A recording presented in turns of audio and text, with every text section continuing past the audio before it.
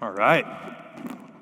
Wow, what an honor to be here to share the stage with such great people that I got to chat with a little bit backstage, and obviously to share this with all of you out there as well on this fun weekend.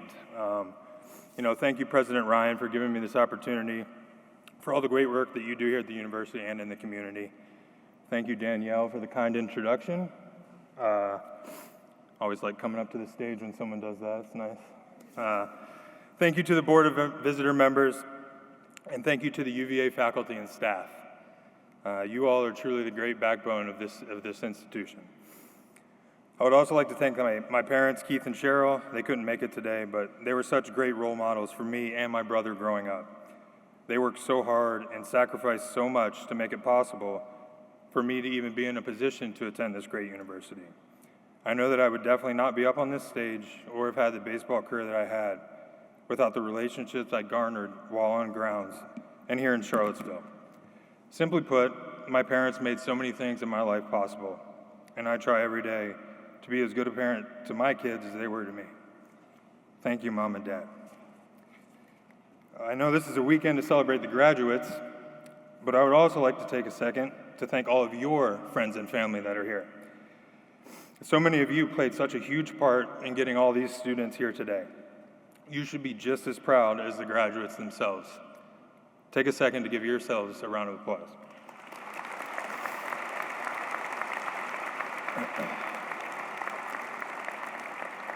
Thank you to my wife, Heather, for always supporting me in everything that I do. You push me to do things outside of my comfort zone, kind of like this. Giving life and career advice to a group of really smart young people who have all done something now that I did not do, receive a college degree. Feeling super comfortable up here right now. My wife, I met her in Northern Virginia. She graduated from Radford, and sometimes reminds me that she is the only one in the house who actually has a college diploma. To which I sometimes reply, well, 3 years here, it's kind of equal to like 4 years there. Obviously kidding. And the only way I could say that was to ask her permission to put it in the speech. So I don't have a degree, but I'm not a dummy. But she was a broadcast journalism major at Radford and had a blossoming career before she decided to become an incredible wife and an amazing mom to our 4 kids. Thank you for everything you do. To my 2 daughters that are here, Mackenzie and Hayden, who are 10 and almost 8.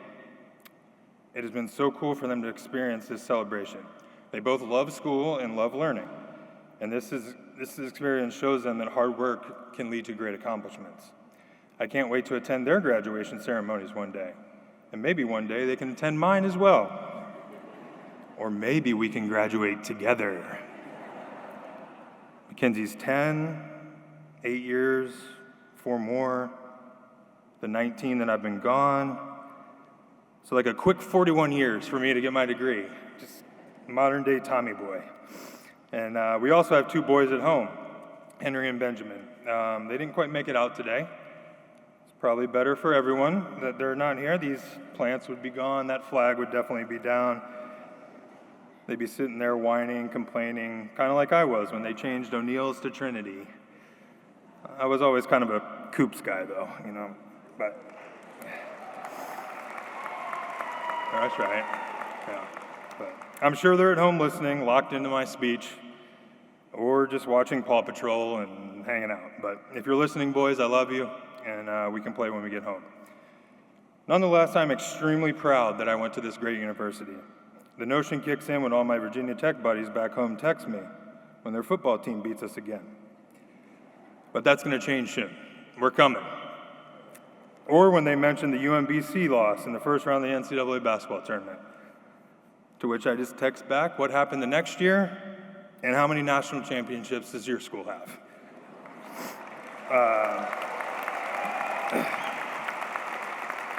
But again, it's just school pride, just standing up for this great institution. But all of you here should be very proud, and I know you are. Today we are here to celebrate you. You guys did it. You made it. the class of 2024. Give yourselves a huge round of applause.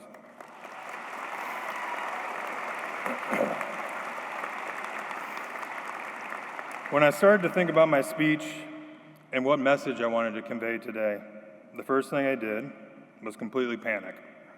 I'm going to have a chance to address some of the best and brightest minds of the next generation.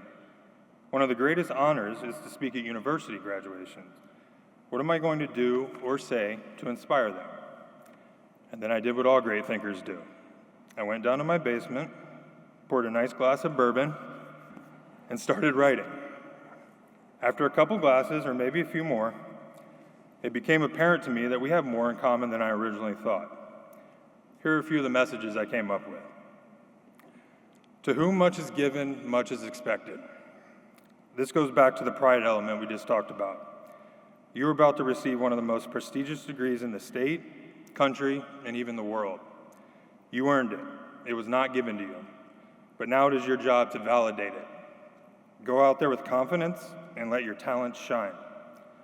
Much has been said about the world and the country you're about to venture out into, how it's a bad place to grow up, things are unfair, and much more. No doubt, we all have things to work on, and we can all become way better. I'm not here to say life is fair. What I have noticed more and more lately is we have a lot of people who like to complain about these problems, but far less people who are willing to offer solutions for these problems. You all have the tools and the opportunity to change this, arguably more than any generation before you. Go from here and be the positive influence we all need right now. Use the education, the lessons, and the relationships you have gathered in your years here on grounds to go make a difference and change the world. I used this mantra throughout my career as a professional baseball player. Although I earned my spot, I also realized I got to play a game for a living. I never forgot that much was expected of me on and off the field. I wanted to go out there every single day and prove to the fans that I deserved to play this game. I never took a day for granted. As my dad used to tell me, someone's always trying to take your job. Think like that, and I promise you will be successful. Each and every one of you has earned this. You now have something that many wish they had, like me. Don't ever forget that, and don't ever take it for granted. Let's talk about failure a little bit. Not as fun as a degree you just earned, but failure, in my opinion, is one of the greatest teachers in life. Now, I'm not talking about not showing up and losing your job or that type of failure. I'm not here to spread that message. I'm talking about failing because you're trying to invent a new medical technique or failing to create a new computer program that would improve the lives of millions. These are the types of failures I welcome. Failing while trying to push the limits within your expertise. It's one of the main reasons I love sports so much. I truly believe that sports and competition parallel real life in so many ways. Baseball is one of the greatest sports ever invented, but it's also one of the hardest. You can fail 7 times out of 10 and be thought of as one of the greatest to ever play. I stumbled upon Peyton Manning's speech here a few years back when I was doing some research. His career completion percentage was 65.3%. My career hit percentage is about 27%. So as you can see, I learned to fail quite a bit.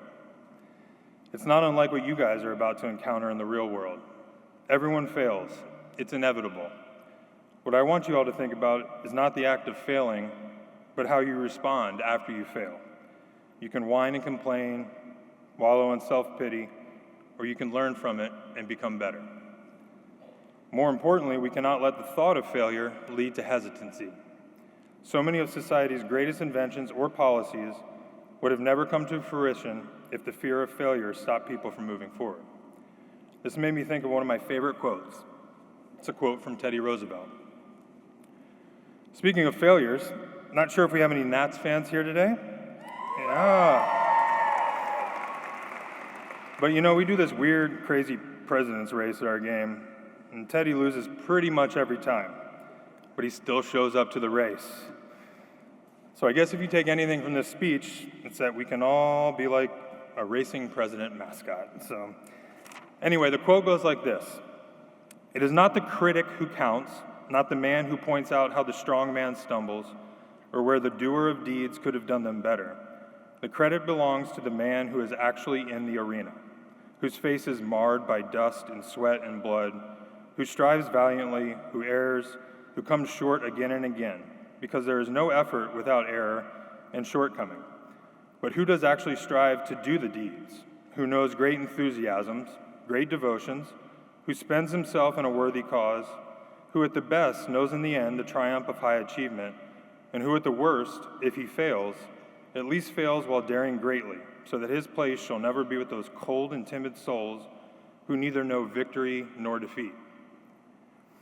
This is one of the ways I approach my career, and I challenge each of you to approach whatever your next step in life is. Don't be the person judging from the outside.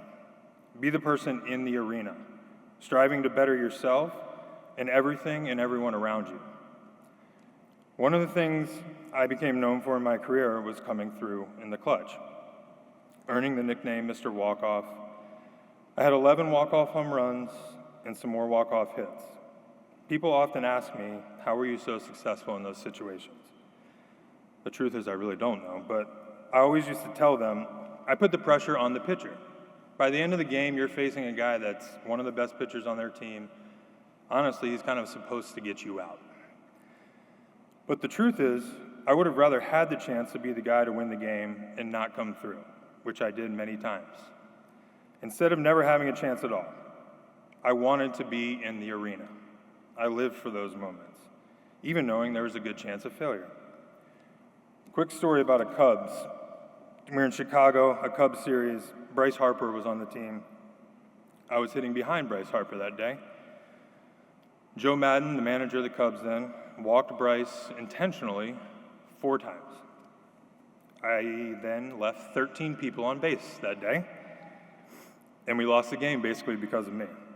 And after the game, the media asked me, what did you think about that? And I said, Joe's pretty smart. I would pitch to me instead of Bryce too. And then I looked at him and I said, I hope he does it again tomorrow. And, I truly meant that. I just failed miserably, and I want to do it again tomorrow. I can live with myself no matter what the outcome is because I know I prepared and gave myself the best chance to succeed in those situations. Whatever you have lined up to do next, whether you already have a job or you will be interviewing for one, just promise me you will prepare yourself on a daily basis to be successful.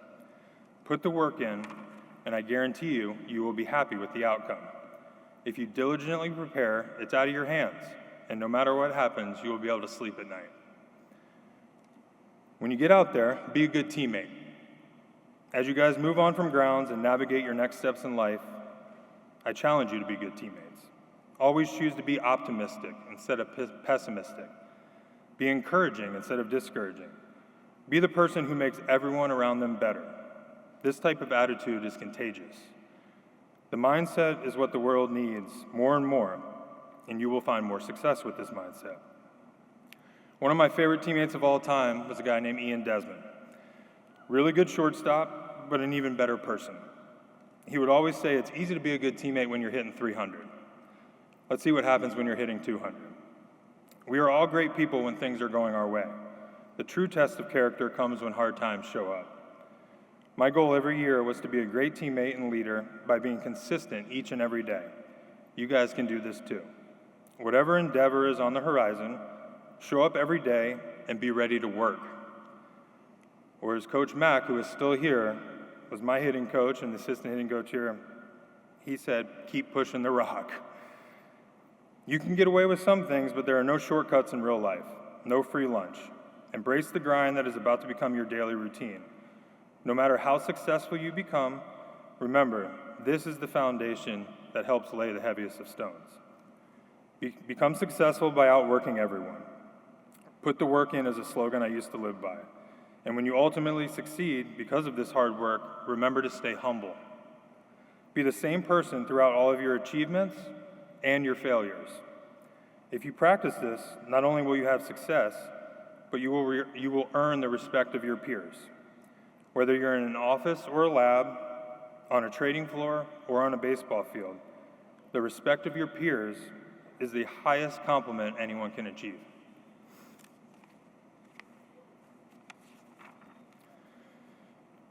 make sure you give back.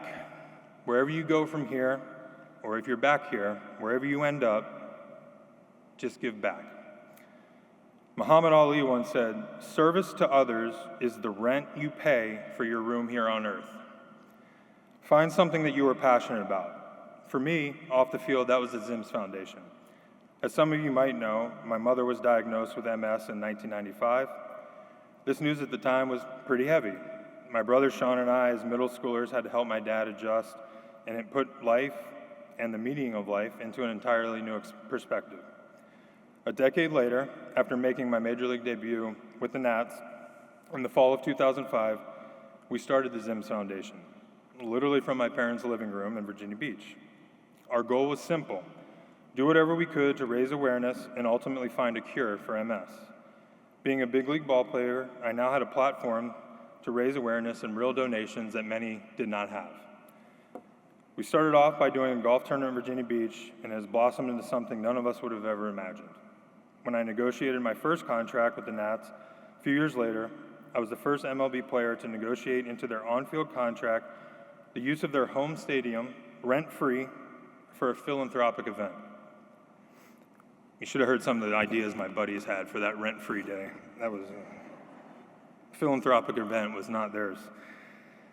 With the help of my agent, also a UVA grad, by the way, we hosted 10 straight years of charity music concerts, calling it a night at the park while raising millions of dollars to fight MS.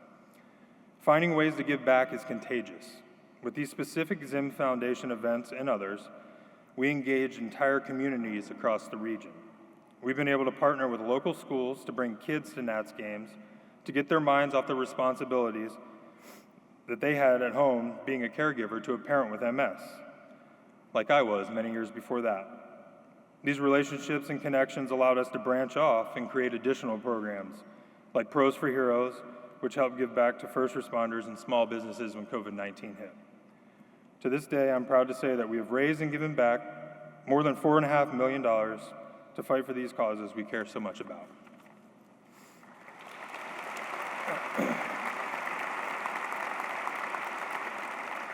And I bring all this up not to boast about how much I've done or what my family has accomplished. Of course, we love to raise money and give it away. But what my family and I have learned throughout the years is that doing these things allows you to get to know your community and make lifelong friends. Just like your time on grounds, you have created unbreakable relationships with the people and the community around you. The best views come after the longest climbs, and your view this afternoon as you await your diploma is mighty bright. Go out, get involved in your community, get to know your neighbors. Take a break from your phone and talk to someone in person. And when you have kids, teach them to value these acts as well. Take a chance every now and then and have a coffee or chat with someone you may not have a lot in common with. Try to learn how to be comfortable in uncomfortable situations. You might be surprised at what you learn about that person, or better yet, what you learn about yourself. In closing, pretty simple, just be kind. Hold the door for people. Say please and thank you. Make eye contact and tell someone to have a nice day. When someone does something for you, take the time to write a handwritten thank you note and send it to them in this amazing thing called the mail. These seem like very simple acts, but they are not. It takes a little bit more of your time, or it might not be convenient for you. But when the other person receives that compliment or that thank you note, maybe then they will take the time to do it for someone else. Then it starts to spread. My parents used to tell me, treat others like you want to be treated. I can't tell you how many times me and my brother heard that growing up. But it's true. It really is that easy. It doesn't matter where you come from, what you look like, or even where you went to school. At the end of the day, we are all human beings, and we are in this together. Your generation can and will lead the way. I cannot wait to see what you all accomplish, and it has been an honor to speak with you today. Best wishes, and go Hoos.